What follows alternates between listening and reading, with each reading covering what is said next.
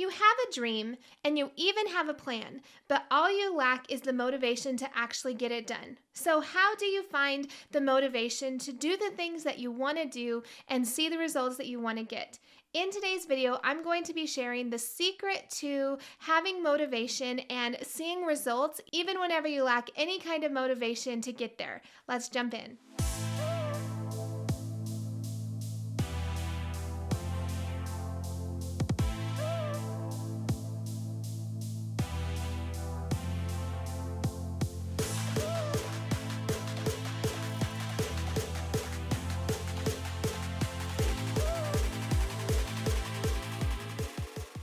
Welcome back to The Renewed Mind. I'm so glad that you're here. If this is the first video that you've ever seen, make sure to hit subscribe so that you can get videos every week on mindset, confidence, all from a biblical perspective. So I am your host, Ashley Varner. I'm a certified Christian life coach, and I have taught women all over the globe about reaching their goals, being productive, changing their mindset, and balancing their emotions. And today I want to talk to you about what to do whenever you are lacking motivation and how to get that motivation.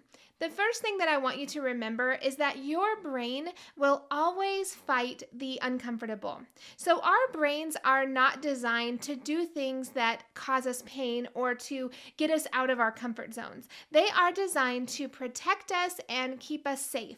And so your brain is always going to seek out pleasure. It's always going to work to avoid pain, and it's also going to work to be efficient or conserve energy, basically.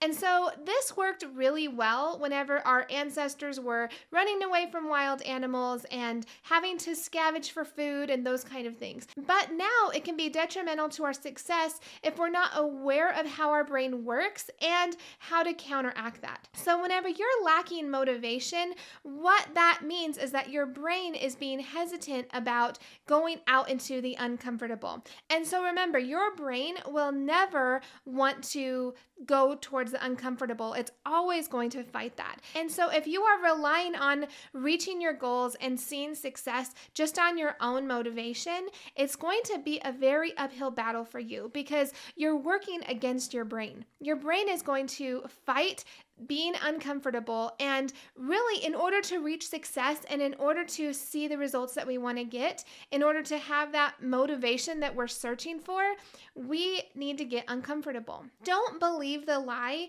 that you have to wait until you feel like it before you go after the things that you want, before you step out in faith. Because whenever we believe that lie, whenever we believe that we have to feel like it, like our emotions have to align with our success, that is whenever you're going to sabotage yourself. Now, I have a video on 10 habits that will sabotage your success, and I'll leave a link in the show notes for you and in the cards. But I want you to start getting comfortable with the fact that you don't have to feel like it in order to take action. So often we wait until we feel like working out or we feel like eating healthy. We wait because we want our emotions to coincide with that action. But what I want you to see is that your thoughts are what create your emotions. And so if you want to have motivation, what you have to do is change your thinking. You will never feel like stepping out in faith to actually do the things that are going to improve your life or to take you closer to God's purpose for your life. There's always going to be that hesitation. So Mel Robbins talks about the idea and actually the habit of hesitating. And so that moment in between you thinking that you want to do something and that hesitation before you act on it, that moment causes a signal to go to your brain that says, this might be uncomfortable. And then your brain goes into overdrive to try to figure out how it can keep you safe.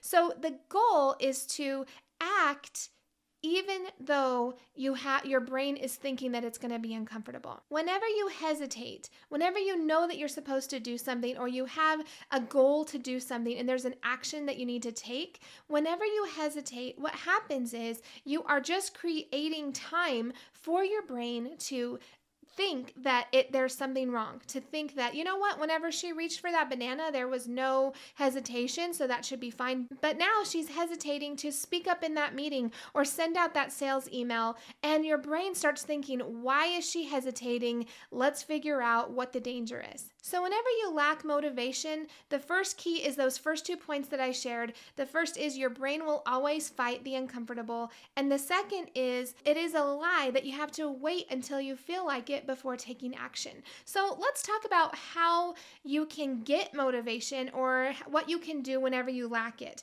I want you to see that just like hesitation is a decision, you can make a decision ahead of time to act. And that is where confidence really comes into play. So you can start to make decisions ahead of time. Whenever you work with your mind, you work with your brain in a mature way, instead of just having actions flow directly from emotion, you start to say, I'm going to think ahead of time about what I'm going to do. I'm going to make decisions ahead of time of what I'm going to eat, what I'm going to say, how I'm going to show up to my job, and then live those out. This really goes back to learning how to take your thoughts captive and then let your emotions naturally flow from positive thoughts. Let's go back to the example of sending out a sales email.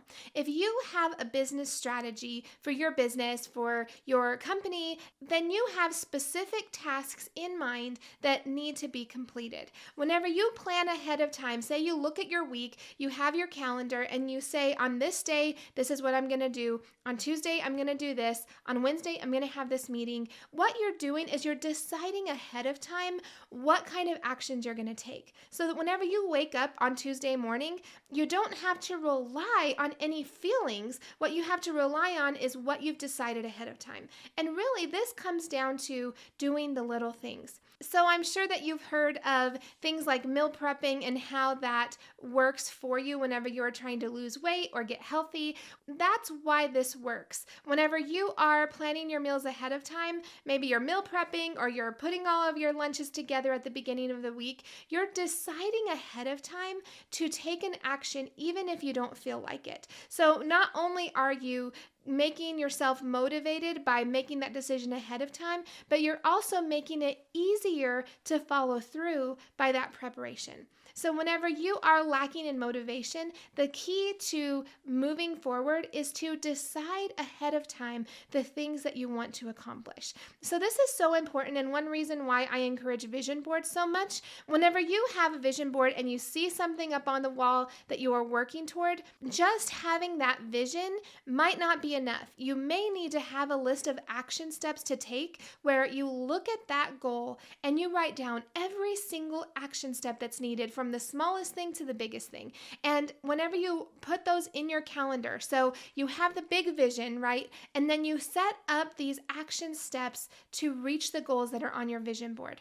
The next step after that is to align your tasks with your calendar. So say, on this day, I'm going to complete this task. On this day, this is the task I'm going to take. And then you grow your maturity in doing those steps even whenever you don't feel like it. So I believe that motivation has become kind of this goal that we reach for, and we're just hoping for this magical emotion to come into our lives to actually see success. But if you ask people who are successful in reading their Bible every day, if you talk to successful business owners, they are working with a lack of motivation. Okay, now sometimes there's motivation that encourages us to get something done, but motivation will only get you started. You can't rely on motivation because our emotions are so fickle. One day you're going to be excited about working. The next day, whenever you haven't seen any sales, or whenever your clients aren't coming in or they're not doing the work, it can feel really discouraging and you don't feel motivated to keep going. So what you have to do is stick to the plan, decide ahead of time the goals that you want to reach and the tasks that will get you there. This is definitely a game changer whenever you think about your God-given purpose, because at the end of the day, you know, you have the thought in your mind that God has called you to this particular purpose. He has equipped you to do what He's called you to do. And so any motivation that might be gained or lost from day to day, all can stem back to how you know that you're called. So you're not resting on the day-to-day emotions of motivation, whether or not you're motivated to do the work or you're not, because you come back to the root knowledge, to that thought that you know that you're called. And whenever you rest in that truth, then your emotions lead out of that and your actions come from that. So if you are lacking in motivation today, make sure to follow those steps. Remember that your brain will always seek to be comfortable, and so you're never going to find a stable source of motivation. Remember not to believe the lie that you have to wait until you feel like it to take action. And then the last is to decide ahead of time the actions that you're going to take, whether or not the emotion is there or not. That is going to help you whenever you lack motivation. I hope that this episode helped you, and I really encourage you, if you enjoyed this, to subscribe. Make sure to let YouTube know that you want biblically based content on mindset and productivity and confidence, and I will see you next time.